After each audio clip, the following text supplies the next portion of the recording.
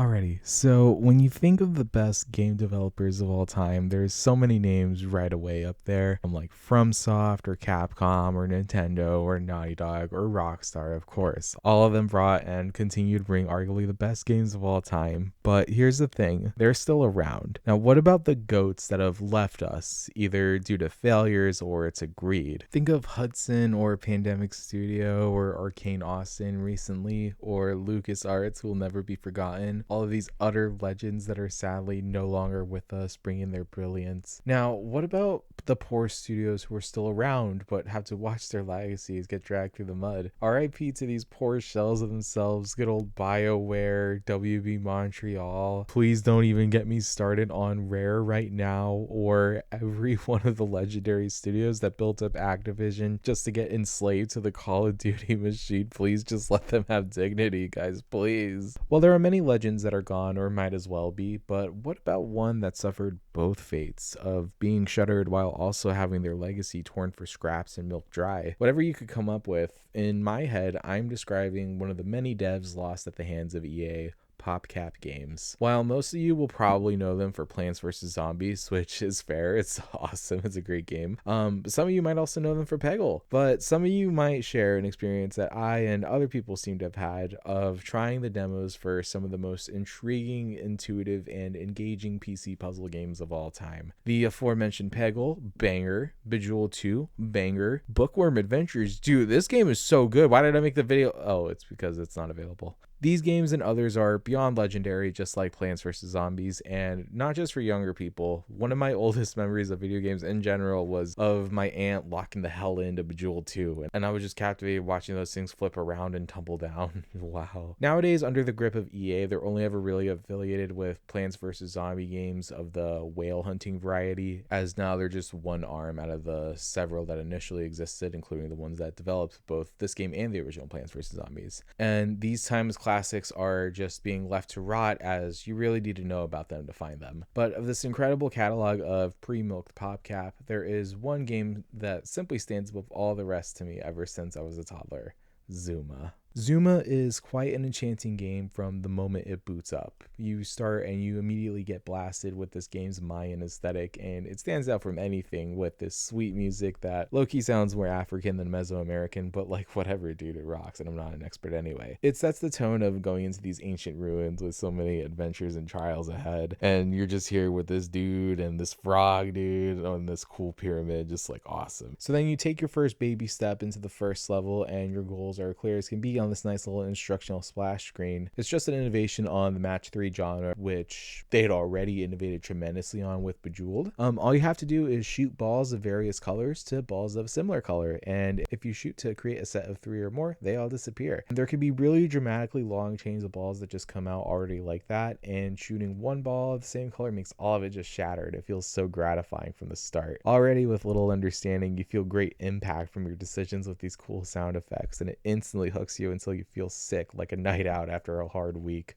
And that's just from shooting one ball into one group. But you'll also quickly find that if the balls on each end of your gaps are the same color, the line will ratchet back to snap itself back together. And if that results in another group, well, it makes a combo, and this could keep going on and on and on with increasing punch with each match, and it's just wow. So you already have 2 intensely satisfying and graspable things that you can do with just one click of a mouse, and your whole moveset really is just on the mouse. You point to aim, you left click to shoot, or you right click in order to switch to the ball you have next. Quite often though, you'll have 2 of the same ball, but you can actually use it to your advantage. More on that later. The only thing you want a keyboard for is pausing, and even then just like click right here. So just shoot the balls, but what is the point of shooting them? Well, the idea is that the balls are trying to creep up to that hole, kind of like in a tower defense game. Your only time limit is however long it takes for those balls to go in that mouth. Pause. To make it end, you'll fill this little bar up by scoring points, and once you do, you'll hear a loud Zuma. And if the balls are close to the mouth, they'll move backwards a little bit and slow down, so you have some breathing room to clean up shop, as no more will spawn in from there. Clear out the remaining balls, and yay, you move on. If they reach that hole at any point though, it's over, and you'll lose a life, of which you have technically 2 or 3, and you'll have to start all over again on the same level. Just shoot the balls, score points from doing so, and use the momentum from chains to push the line further back to give yourself more more time until there's no balls left. So simple, but yet there's more to it. You also have some power-ups which spawn onto the balls and will activate if they're destroyed before they revert back to normal. The most relieving one is the rewind, which pushes the line back significantly, exactly the same way as when you fill the Zuma bar up, and it could outright save you as it will give you much needed space. You have the pause, which slows down the track and allows you some time to think and to plan, and it can really give you a good moment to make some crazy moves that can eventually have the same effect as the rewind if done right. Then there's a grenade, which, as you would expect, blows things up,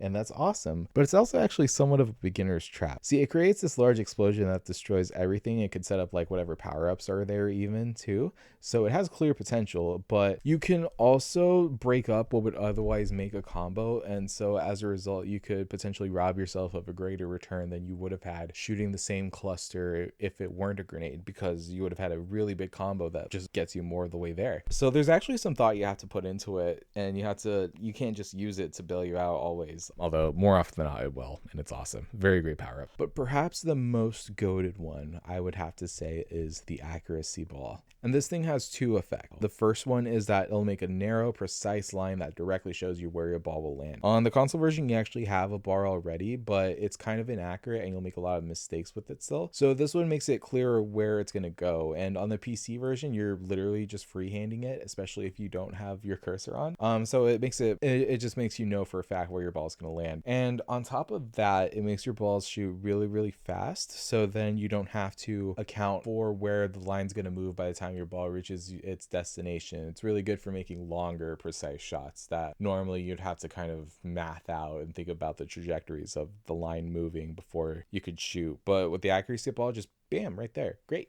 And on either version, this could really like save your run by making you hit things that you would normally be too scared of hitting due to the high chance of missing. The power-ups keep you alive, but it's your score that moves you forward, and there are more ways to fuel that advance forward. Now, combos do give you lots of points, especially when you just get it booming, but you could also create what's called a chain by just ensuring every ball you shoot destroys a cluster. After a few, you'll hear a plow, and then you'll see a counter with it, and the bonus feels small at first, but as your combo climbs up into like the 20s and 30s, you get huge points at a time, and then all of a sudden your bar is just filling up and the level's over just like that. Now, sometimes it could be more satisfying actually to win by keeping up a long chain, because as your luck drains down and you have less matching pairs coming out by default, you'll often have to just keep grasping at straws until you have to drop the chain because it becomes too risky and not worth it. Keeping it up for the whole level is tricky, so it ends up feeling surprisingly satisfying when you manage to beat the whole level just by keeping up the same single chain. When you shoot a gap and the balls can't ratchet back together though,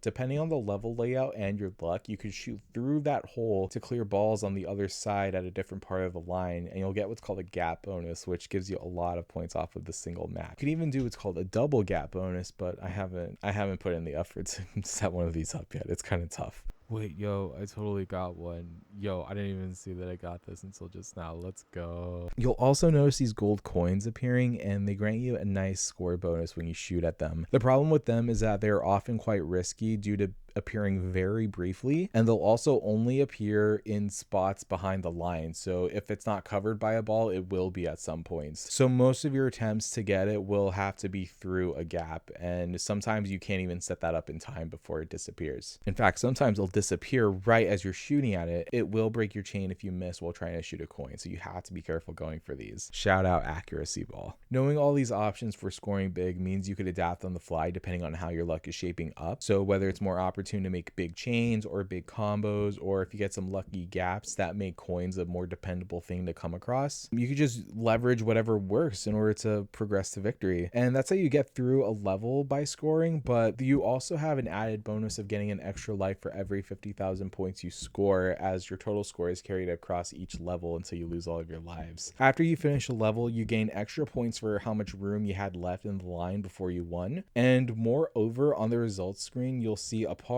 time called ace time. If you match the ace time, you'll get 100 points, or if you beat the ace time, you could potentially get a massive payout that's proportional to how far under the par you finish. It rewards skill with more room for error, and I love that kind of thing. And yeah, that's really it to how you move through things. The levels themselves are divided into 12 chapters, and every 3 of them makes one of these temples. The amount of levels in the chapter increases by each temple, with the early chapters starting with like 5, but they escalate to like 7 level marathons that just keep you fighting for dear life. life. Should you fail and lose all your lives, you'll get booted just to the start of the chapter, but this does mean that you'll have some serious heartbreakers right at the tail end of finally waking up again. Seriously, this game put me down sometimes. You'll really just be there thinking, yes, this is the run, I'm finally going to do it. And then actually, yeah, your luck is going really good. You get an extra life and everything, and it feels like it's in your grasp, but oh no, 1, 2, 3, now, okay, you're on your last life. But you only need one life to win. It's fine. Okay, yeah, it's going good. And okay, no, it's getting a little worse, but it's fine. You have a plan. All you need is one more blue, and then you'll sit off the chain of a lifetime. You're going to win. And no, you're going to get 2 grays, but there's no grays anywhere, and the lion's right at the mouth. So good.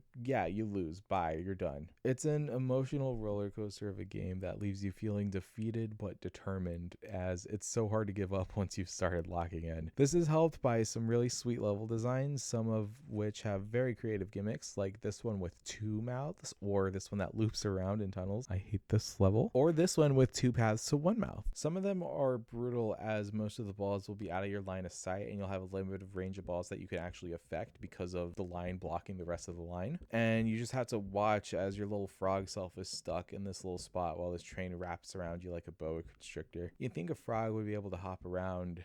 Oh yeah, they did think that.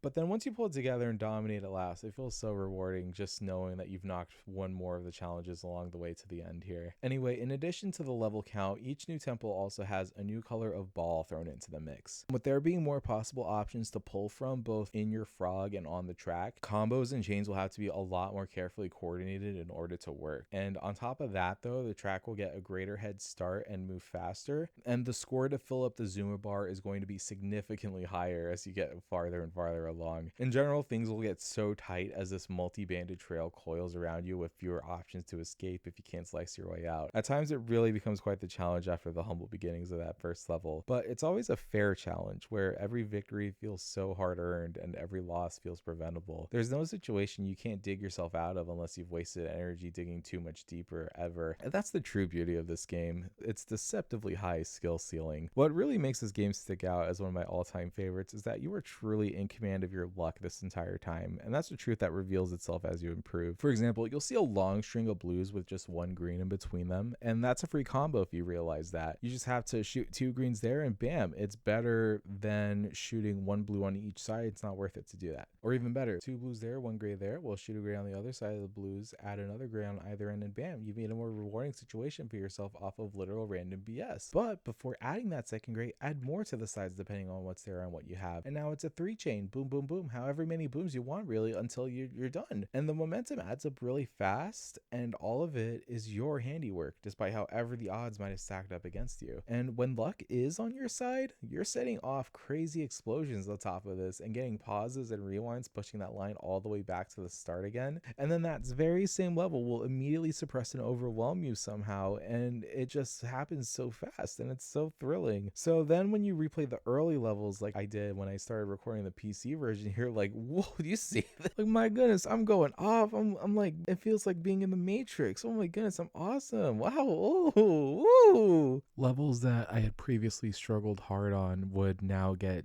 decimated as I have strategies that would just trivialize them that I could only really figure out by fighting for my life in the more difficult later stages. The difficulty curve really can feel like hitting a steel wall, but it proves to be in service of improving your skills to levels that really felt unimaginable compared to where you were at the start. It's really brilliant, and all of this is with a game that just uses a mouse for controls too. It's just incredible what's hidden underneath this deceptive simplicity. Now, there is a problem. It's a similar one to another one of my all-time faves, Burnout Revenge. That being that the levels are all recycled but made to be just more difficult is all. Quite literally, it's a handful of levels just cycled through to the very end as far as I know. I haven't beaten level 12 yet, admittedly. But it does create personal narratives with them that at least make them memorable, as you'll have your favorites that you blow right through and your least favorites that just make it awful every single time and will kill your runs invariably. But ultimately, it is a constant struggle of conquering the same levels, but just having to push yourself harder than you did the last time being the only difference. And while I've yet to play the sequel, Zuma's Revenge,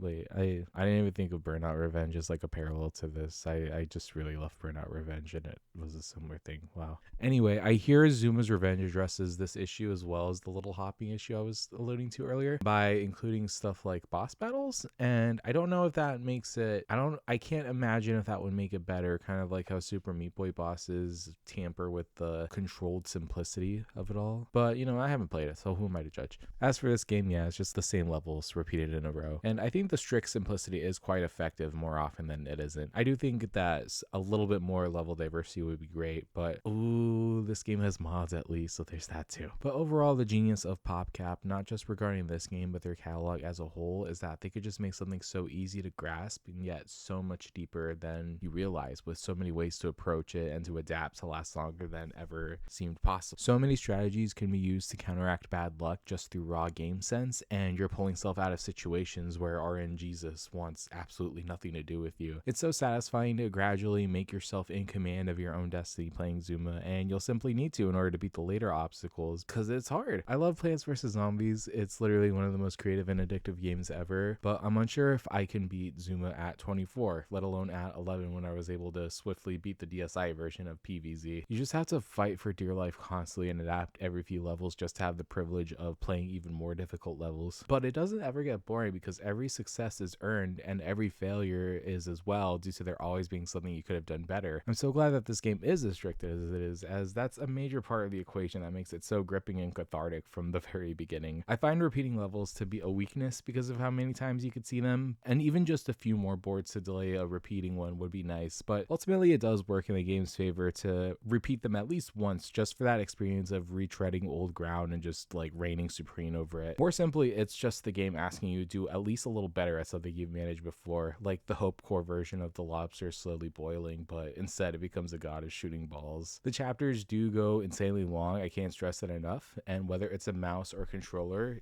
it will be just coated in sweat on like the second level of a chapter, but that's sigh of relief when you beat it all. It's so worth it every single time. I love this game's depth and difficulty, but I also love everything about it as well. The frog is cool. I love the art style, the gold, the ruins aesthetic, the music, and actually the music is quite dynamic too. I realized it picks up intensity when the lion is getting close to the mouth, for example, so it like gets a little more scary sounding. It always fits with the backgrounds and the vibe of the aesthetics, and all of it comes together to make what I truly believe is one of the greatest arcade puzzle games of all time, many of which are made by this very studio. I would probably end up giving similar praises to all of the big hitters that came from PopCap. They were one of the first names in gaming that I learned to trust, and it's a shame that they've been taken from us. Like, they would have loved the viral games age, man. But no, just 2 years after buying them, EA shutters the very branch responsible for making them valuable to begin with. A studio that put out bangers, the only dev besides maybe Nintendo that makes as many games that my mom enjoys as much as I do. They're technically still around, pumping out mobile slop of PvZ while EA publishes what I believe look like Overwatch clones, but I haven't played any of them, but also there's like more of them than I realized. Yeah, EA very clearly had wanted like maybe Peggle, but definitely PvZ out of the whole situation, which they still run through the ground to this day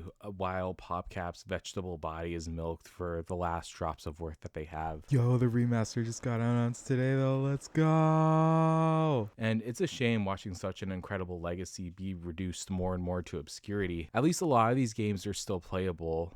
A lot of them. Yo, okay, even more good news. This game, Vertigo, is out, and it's like Bookworm Adventures but a roguelike, and I actually had the pleasure of trying this game at PAX. I didn't want to get taken off of it. Yo, if even one person says to look at it, I'll look at it. Please someone say to. I'm just glad that we're still able to enjoy timeless classics no matter how many years go on from the loss, not just of PopCap but of other legendary studios lost to time, especially in an era where an increasing amount of legends only remain through the unforgettable yet increasingly forgotten legacies they left behind. Yeah, so Zuma is still an incredible game, as are really any game from PopCap. Please, if you haven't played these before, please play them all. If you haven't played them in a long time, just play them all again. Just do it, please. Thank you. I'm just gonna keep trying to beat chapter 12. Okay, wait. No way. I got it. Yo, let's go. I got it. Wait. Yes. Yes, I did it. Finally. Yes. Wait, okay, it's 7 levels, right? Yes. Yes. Finally. Let's go. Wait. Wait. What? What the- okay. Uh.